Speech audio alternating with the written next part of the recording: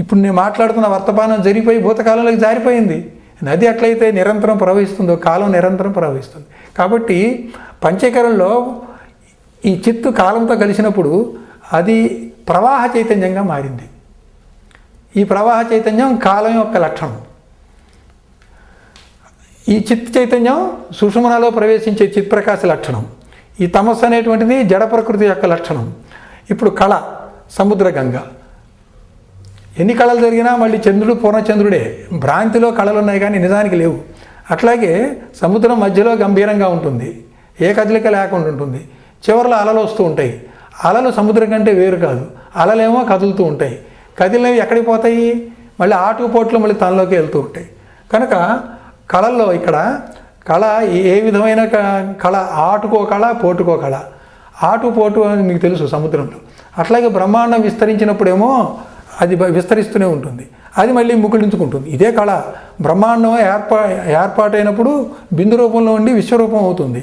విశ్వరూపం ఉన్నటువంటి బ్రహ్మాండం మళ్ళీ బిందు రూపం అయిపోతుంది. ఇది ఆటుపోటు. ఈ రకంగా కళలు మొత్తం బ్రహ్మాండాలు ఏర్పడటానికి విశ్వంలో ఉన్నటువంటి అండము, దాంట్లో ఉన్నటువంటి చైతన్యం ఏదైతే ఉందో అది కళ.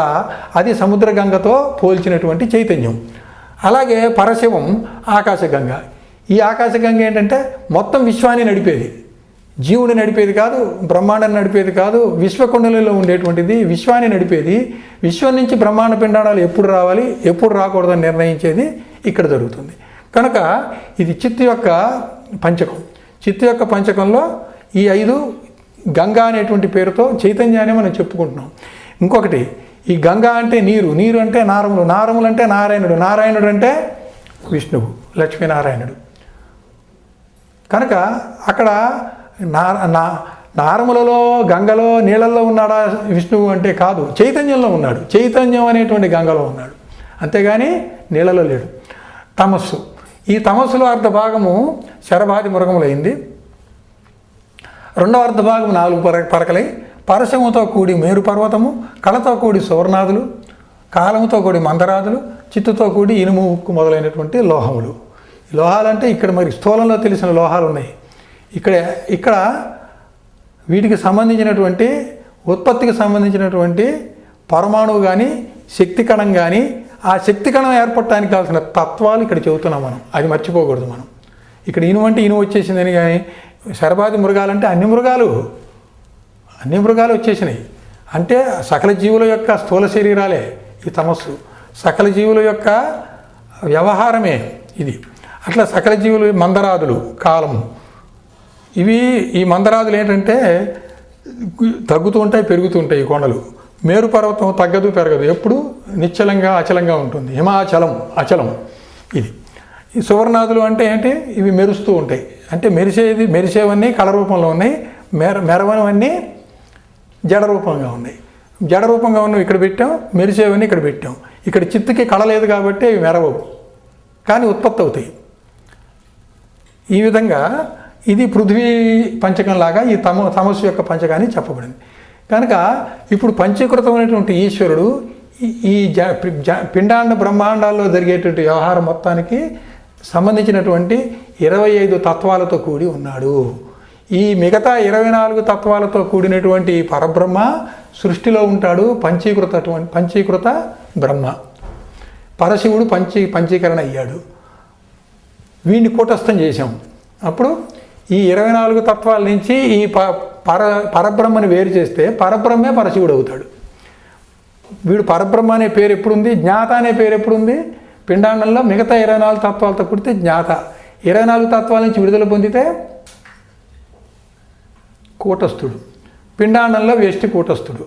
అట్లాగే బ్రహ్మాండ పంచీకరణలో గురుమూర్తి ఎప్పుడు మిగతా అధిష్టాన దేవతలతో జీవుల మీద తన వ్యవహారం అంతా మిగతా 24 తత్వాలతో కూడినప్పుడు అతను గురుమూర్తి. మరి శిష్యులు ఉంటారు వాడికి ఆ గురుమూర్తి స్థానంలో. ఆ గురుమూర్తిగా వ్యవహరించినప్పుడు మరి ఆ గురుమూర్తిని ఈ శిష్యుల నుంచి వేరు చేసి నువ్వు గురువు పని లేదు, నువ్వు నీ స్థితిలో నువ్వు ఉండంటే ఆయన కూటస్థ బ్రహ్మ అవుతాడు. ఆ గురువే కూటస్థ బ్రహ్మ. మన కోసం ఆయన దిగాడు కానీ లేకపోతే కాదుగా. కూటస్థ బ్రహ్మ. అప్పుడు బ్రహ్మాండంలో కూటస్థ బ్రహ్మ అయినప్పుడు వాడికి మిగతా వాటితో సంబంధం లేదు. అట్లాగే ఇక్కడ పరబ్రహ్మ వీడితో కూడినప్పుడు వీడితో కూడని పరబ్రహ్మ పరశివుడు అవుతాడు. పరబ్రహ్మకి చలనం ఉంది, పరశివుడికి చలనం లేదు. ఈ చలనం లేని పరశివుడే పరిపూర్ణం. ఆ విధంగా పరిపూర్ణ లక్ష్యాన్ని మన వాళ్ళు తపస్సుతోటి కనిపెట్టారు. కనిపెట్టి నీ మార్గం పరబ్రహ్మతత్వంతో కాదు, పరబ్రహ్మ పంచీకరణం అయితే ఇవన్నీ ఉన్నాయి, ఈ తత్వాలన్నీ ఆయనలో ఉన్నాయి. పరబ్రహ్మ పరమాత్మగా మారినప్పుడు సూత్రాత్మక వ్యవహారం జరుపుతున్నప్పుడు ఆ వ్యవహారంలో అన్నీ ఒక్కొక్కటి అంచెలంచెలుగా అన్నీ వచ్చేస్తున్నాయి. ఆ తత్వమే లేకుండా పోవాలి. ఈ పరశివుడు పంచీకరణ ఉన్నది అనుకుంటే వాడు పరబ్రహ్మ అయ్యాడు. పరబ్రహ్మ అయినప్పుడు ఈ 24 తత్వాలకు సంబంధించినవన్నీ ఆయనలో ఉన్నాయి. ఇది విశ్వాండంలో అండరూపంలో ఉన్నాయి, బ్రహ్మాండంలో మళ్ళీ సూక్ష్మంగా ఉన్నాయి, పిండాండంలో స్థూల రూపం సంతరించుకున్నాయి. కాబట్టి పిండాండ బ్రహ్మాండాల యొక్క అనుభవం ద్వారా, జీవ ఈశ్వర భావ అనుభవం ద్వారా, కదిలే పరమాత్మ యొక్క అనుభవం ద్వారా కదలని పరబ్రహ్మకు వస్తే పరబ్రహ్మ ఈ పంచీకరణతో పరబ్రహ్మ కూడా కదులుతున్నాడని నిర్ణయం అయినప్పుడు ఈ పరబ్రహ్మ మాయాశబలిత బ్రహ్మే తప్ప మాయకు కూడా వశం కాని బ్రహ్మ కాదు, ఎప్పటికీ కదలని బ్రహ్మ కాదు. కాబట్టి ఎప్పటికీ కదలని బ్రహ్మ పరశివుడు. ఆ పరశివ సత్తాతో ఈ భ్రాంతి రూపంలో ఇవి జరుగుతున్నాయి. మళ్ళీ ఉన్నాయని చెప్తున్నాం. ఇంత జరిగితే లేవంటారేంటి? ఎన్ని ఉన్నాయి? అయితే భ్రాంతి రూపంలో ఉన్నాయి. ఇంత జరుగుతున్నది, ఇంత కథ కూడా లేని కథ అని ఎందుకు చెబుతున్నామంటే భ్రాంతి ఉన్నదని నిర్ణయించండి. భ్రాంతిలో ఇదంతా ఉన్నది, భ్రాంతి లేకపోతే ఇదంతా లేదు, తుడిచిపెట్టుకుపోతుంది. భ్రాంతి సత్యం అనుకున్నప్పుడు ఇవన్నీ ఉన్నాయి. ఈ భ్రాంతి సత్యం అనుకున్నప్పుడు ఈ అసత్యం నుంచి నిజమైన సత్యానికి పోవాలనుకున్నప్పుడు ఈ విచారణ అంతా చేస్తున్నాం. కనుక భ్రాంతిలో ఉన్నదానికి ఒక విధానం ఉంది. భ్రాంతి అనేది మాయ. మాయలో ఉన్నప్పుడు మరి మాయకు కూడా ఒక క్రమ పద్ధతి ఉంది. ఎందుకని? కళాకాలాలు ఉన్నాయి కాబట్టి మాయకి క్రమ పద్ధతి ఉంది. ఎప్పుడైతే క్రమ పద్ధతి ఉందో దానికి ఒక నియమం ఉంది. కనుక కళాకాలాలు రెండు ద్వంద్వంగా వచ్చేసరికి ఒక నియమం వచ్చేసింది. ఎప్పుడైతే నియమం ఉందో నియమాన్ని గుర్తించే ఎరుకొచ్చింది.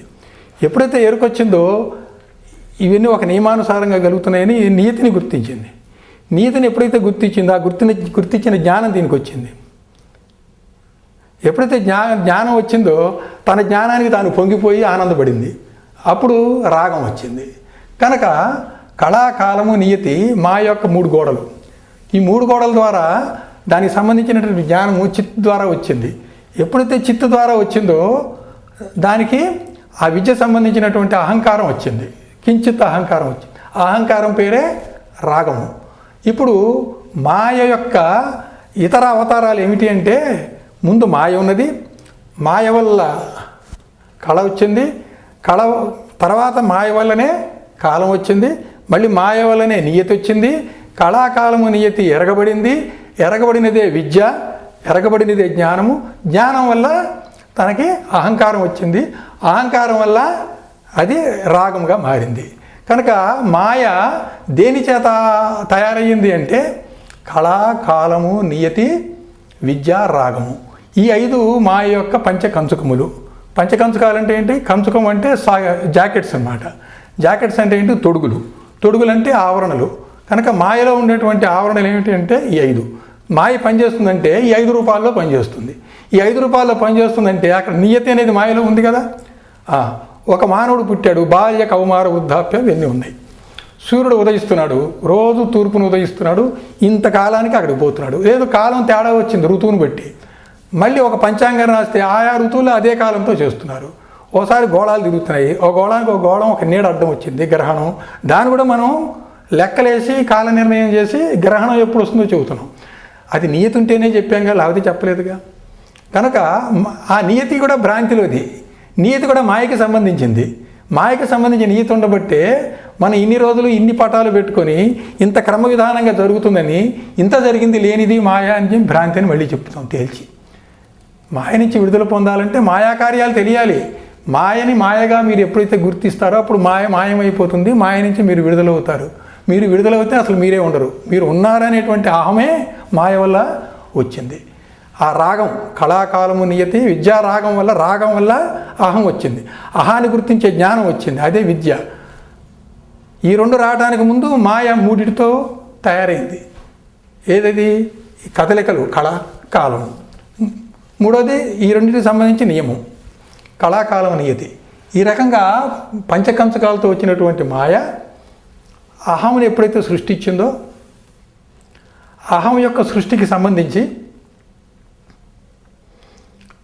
మొట్టమొదటి అహానికి సృష్టికి సంబంధించి అక్కడ అహం అంటే నేను కాదు, నేను తత్వం. మేమంతా మన తత్వాల్లో మాట్లాడుతున్నాం, మళ్ళీ మర్చిపోకూడదు. ఆ నేను తత్వం ఏమిటంటే మహద్ అహంకారం. ఆ నేను తత్వం రావడానికి ముందు ఆ నేను తత్వం ఏ క్రమంలో వచ్చింది? బ్రహ్మ నుండి ప్రకాశం వచ్చింది, ప్రకాశం నుండి విశ్వప్రాణ బీజాలు వచ్చినాయి. ఈ ప్రకాశము బీజాలు రెండింటి చేత మహద్ అహంకారము అనే నేను తత్వం తయారైంది. కనుక ఈ నేనెవరు? ఈ రెండు తయారు చేయటానికి ముందు ఏ బ్రహ్మ అయితే నాడో ఆ బ్రహ్మే ఆ నేను. కనుక ఆ బ్రహ్మే పురుషుడు, ఆ బ్రహ్మే మాయా శబలిత బ్రహ్మ. ఈ పంచకంచుకాలతో కూడిన మాయా చేత ఎవడైతే కదిలించబడ్డాడో ఆ బ్రహ్మను అవ్యక్త అవ్యక్తో మహత్వ అని అట్లా వచ్చాడు వాడు. లేకపోతే బ్రహ్మ అసలు వచ్చేవాడు కాదు. ఆ వచ్చిన బ్రహ్మ ఎవరు? పంచీకరణం జరుగుతున్నప్పుడు ఉన్నటువంటి పరబ్రహ్మ. పంచీకరణ భ్రాంతి అయినప్పుడు ఈ బ్రహ్మ పరశివుడే. పంచీకరణ భ్రాంతి ఎందుకయింది? ఇందులో ఉన్నవన్నీ దేనివల్ల వచ్చాయి? మాయా పంచకంచకం వల్ల వచ్చినాయి. మాయా పంచకంచకం వల్ల వచ్చినటువంటిది అతడు ఒక తత్వం. ఈ మాయా శబలిత బ్రహ్మ ఒక తత్వం, అది 12వ తత్వం. మాయేమో 6వ తత్వం. పైనుంచి కిందకు చూస్తే, సృష్టి క్రమం నుంచి చూస్తే మాయ 6వ తత్వం, ఈ పురుషుడు 12వ తత్వం. ఈ 6 తర్వాత మిగతా 5 మాయకు సంబంధించినటువంటి పంచకంచకాలు. ఈ పంచకంచకాలతోటి మాయ ఆ పురుషుణ్ణి సృష్టించుకుంది. లేకనే ఉన్నట్టుగా బ్రహ్మని తయారు చేసుకుంది. తయారైన బ్రహ్మతో పంచీకరణ చేసుకొని మొత్తం ఈశ్వరుడు తయారయ్యాడు. తయారైనటువంటి ఈశ్వరుడు పరబ్రహ్మగా ఉంటున్నాడు. ఒక కాలంలో పరబ్రహ్మగా ఉంటున్నాడు, ఒక కాలంలో ఈ పంచీకరణ ద్వారా సకలము తన యందు అండముగా విశ్వమందు విశ్వమూర్తిగా కలిగి ఉన్నాడు. విశ్వమూర్తిగా కలిగి ఉన్నటువంటి ఆ పరబ్రహ్మ తన యందు కలిగి ఉన్నవన్నీ తన నుండే వ్యక్తం చేసుకుంటూ, వ్యక్తమైన దాంట్లో తన చైతన్యాన్ని నింపుకొని తాను సర్వవ్యాపకుడయ్యాడు. వ్యక్తం కాకముందు పరబ్రహ్మగా ఉన్నాడు. అంతకుముందు వ్యక్తం అయ్యేటట్లయితే అతనిలో ఇవన్నీ బీజ రూపంలో ఈ తత్వాలు ఉన్నాయి. ఈ బీజం కాక అండ రూపంలో ఉన్నాయి. అండ రూపంలో ఉన్న తత్వాలు ఉన్నంతసేపు ఆ బ్రహ్మ పరబ్రహ్మ అవుతాడు, పరబ్రహ్మ పరమాత్మ అవుతాడు, బ్రహ్మాండ పిండాండాలు వస్తాయి. మళ్ళీ సాధన ఎక్కడ కాపాలి? జీవభావం పోతే ఆపితే సరిపోతుందా? సమిష్టిలో ఈశ్వర భావం పోతే సరిపోతుందా? పరమాత్మ భావం వస్తే సరిపోతుందా? నిశ్చల పరబ్రహ్మ స్థితి వస్తే పోతుందా? అంటే పరబ్రహ్మ పంచీకరణ అయ్యాడంటే మళ్ళీ తిప్పలే. అపంచీకృత పరబ్రహ్మ ఎవరంటే పరశివుడు. పరశివుని చేరే మార్గం ఏమిటి? దీన్ని మరొక విధంగా చెప్పాలంటే శాక్తేయులు ఇలా చెప్తారు. పరశివుడు ఉన్నాడు, పరశివుడు. ఈ పరశివుడు శుద్ధతత్వం. ఈ పరశివుడిలో ఏముంది? పరశివుడు శుద్ధతత్వంగా మారాడు. పరశివుడు ముందు శుద్ధతత్వంగా మారాడు. శుద్ధతత్వంగా మారినప్పుడు అతను శివుడు శక్తి అని 2 తత్వాలుగా మారాడు. శివుడు శక్తి వేటికి అవే 2 ఉన్నాయి, కానీ ఒకదానికి సన్నికర్షణ లేదు. 2 కన్నా సన్నికర్షణ అయ్యి సదాశివుడు 3వ తత్వంగా వచ్చాడు. ఈ సదాశివుడే శక్తియుత శివుడు. ఈ సదాశివుడే శక్తి శివుని యందు అభివ్యక్తమైనటువంటి స్థితి. దీన్ని అర్ధనారీ నటేశ్వర స్థితి అంటాం. కనుక ఈ 3వ తత్వమైన సదాశివుడి నుంచి ఈశ్వర శక్తి బహిర్గతం అయింది. ఈశ్వర శక్తి బహిర్గతం అవ్వటమే ఈ మొత్తానికి ఈశ్వర పంచీకరణకి కారణమైంది. అప్పుడు సృష్టి అంతా వచ్చింది. ఆ వచ్చిన విధానం ఎట్లా ఉంది? దాంట్లో శుద్ధ విద్య ఏర్పడింది.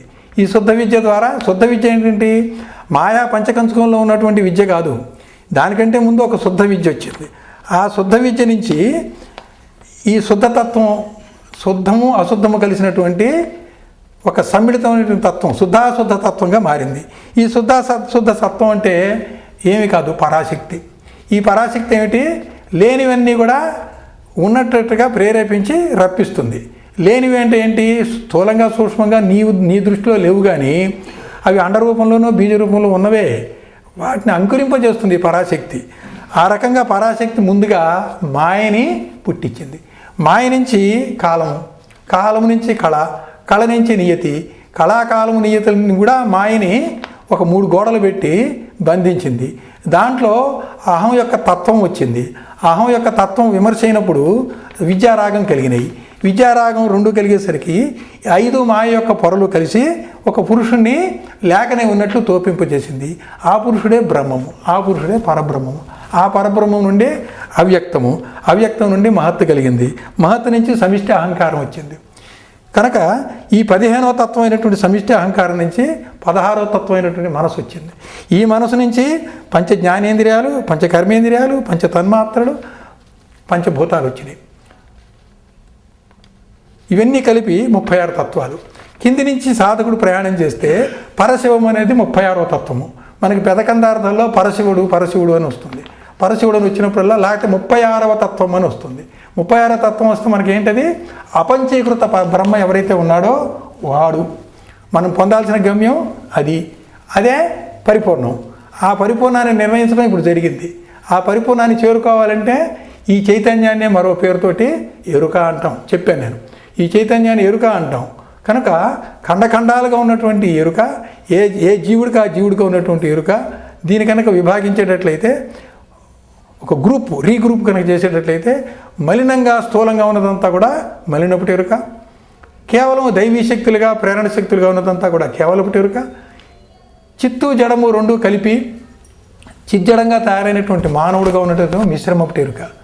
కనుక ఈ మూడు ఎరుకలకి మూలము ఒకే ఒక ఎరుక, ఒకే ఒక చైతన్యం. దాని పేరే ఇది 3 ఖండాలుగా కనబడుతోంది. 3 ఖండాల్లో అంతర్భూతంగా ద్రవ రూపంలో ఉండి ఒకటి ప్రేరణ శక్తిగా, ఒకటి జడశక్తిగా, ఒకటి చిత్ శక్తిగా, చేతన శక్తిగా ఏదైతే ప్రభావం చూపిస్తుందో 3 ప్రభావాలు ఒకే ఒక అఖండ ఎరుక ద్వారా చూపించబడుతున్నాయి. కనుక దీని తర్వాత మనం అఖండ ఎరుక నుంచి వచ్చినటువంటి కేవలపుటి ఎరుక, మిశ్రమపుటి ఎరుక, మలినపుటి ఎరుక అనేటువంటి 3 ఎరుకల్ని కనుక మనం విచారించేటట్లయితే జీవుడు దేని చేత బంధించబడుతున్నాడు? ఒకటి మొదటి నుంచి మనం చెప్పుకుంటున్నాం, పరమాత్మ యొక్క ప్రేరేపణ సహస్రాల నుంచి ప్రత్యేగాత్మగా ఆ శక్తి కేంద్రాలు స్థాపించి జీవుణ్ణి ప్రభావితం చేసినందువల్ల. కనుక అధిష్టాన దేవత రూపంలో కేవలపుటి ఎరుకగా ఉండి వాళ్ళే పంచశక్తులుగా, పంచబీజాక్షరాలుగా, పంచప్రకాశాలుగా ఉంటూ జీవుడి మీద పనిచేస్తున్నారు. ఇక్కడ మరి ఈ జీవుడు దేంతో సంబంధం పెట్టుకున్నాడు? తన కర్మానుసారము బాహ్య ప్రపంచం మీద సంబంధం పెట్టుకొని ఈ శక్తి కేంద్రాలు షట్చక్రాల్లో స్థాపించబడిన విధంగా ఆ బాహ్య ప్రపంచంతో వ్యవహరిస్తున్నాడు. కనుక జీవుడు వ్యవహరించడానికి మలినపుటి ఎరుక స్థూల పదార్థాలు అవసరమైనవి, పైన ప్రేరేపించేటువంటి దైవీ శక్తులు అవసరమైనవి. ఈ దైవీ శక్తులు, ఈ స్థూల పదార్థాలు రెండింటితోటి మిశ్రమంగా తన యొక్క కర్మానుభవాలు మానవుడు పొందుతున్నాడు. ఆ పొందేటువంటి మానవుడి యొక్క శరీరం కూడా చూస్తే శరీరంలో కూడా కొంత జడమైనవి, జడశక్తితో కూడినవి, కొన్ని చేతన శక్తితో కూడినవి, కొన్ని దైవీ శక్తితో కూడినవి కూడా ఇందులో 3 కూడా ఉన్నాయి. 3 ఉన్నా కూడా మిశ్రమంగా ఉన్నటువంటి వాడు మలినపుటి ఎరుక నుంచి విడుదల పొందాలి. దైవీ ఏదైతే ప్రేరేపిస్తుందో ఆ ప్రేరేపణ శక్తి, ఆ దైవీ శక్తి అధిష్టాన దేవతలు లేక కేవలపుటి ఎరుకగా అతను పరిణమించాలి. ఆ పరిణమించిన వాడు ఏ జ్ఞానంతో పరిణమించాలి? ఇదే అంతిమము, ఇదే గమ్యమని మాత్రం పరిణమిస్తే అతను బ్రహ్మజ్ఞానం పొంది జీవన్ముక్తుడై కూడా ఉపయోగం లేదు. అతను ఏ విధంగా కేవలపుటి ఎరుకలో ప్రవేశించాలంటే మానవుడిగానే సాధకుడుగానే ఉన్నప్పుడు కేవలపుటి ఎరుకలో జీవన్ముక్తుడిగా బ్రహ్మజ్ఞానిగా ప్రవేశించేటప్పుడు అతని భావము పరిపూర్ణము, అచలము అనేది ఒకటి ఉన్నది. అది గమ్యం అనే భావంతో ఎవడైతే ఆ బ్రహ్మజ్ఞాని అవుతాడో అతడు దానికి పురోగమించి మరింత ప్రయాణాన్ని చేసి అతను నిజమైన జన్మరాహిత్యం పొందగలడు. అతడు సహజంగా ఎప్పటికీ పరమాత్మగా తిరిగి రాని పరబ్రహ్మ, సహజ పరబ్రహ్మ కాగలడు.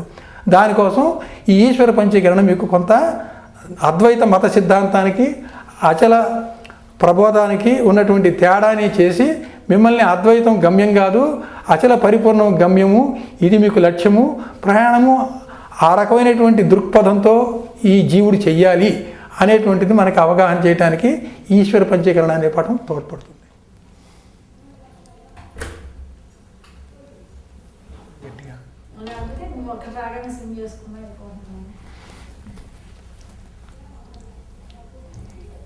ఏదైనా అరేంజ్ చేసేసరికి అరగంట పోతుంది. అరగంట నమః. ఈ సృష్టి ఆవిర్భావం గురించి అనేక గ్రంథాలు, అనేక ఉపనిషత్తులు, అనేక పద్ధతులు చెప్తున్నాయి. తేజస్సు అనేటువంటిది ఒకటి ఉంది, దాంతో జరుగుతుందని ఒకళ్ళు చెప్తారు. అవ్యక్తము మహత్తు కలిగి పంచభూతాలు వచ్చినాయని ఇంకొకళ్ళు చెప్తారు. మాయాశక్తి ఉంది, శక్తి ద్వారా జరిగిందని కొంతమంది చెప్తారు. ఈ సృష్టి విధానం ఏది చెప్పినా అది ఏది కరెక్టు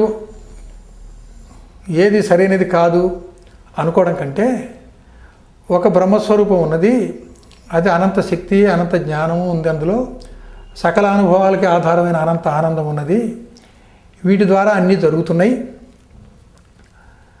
దాని యొక్క క్రమ వికాసమే ఇప్పుడున్నటువంటి స్థితి.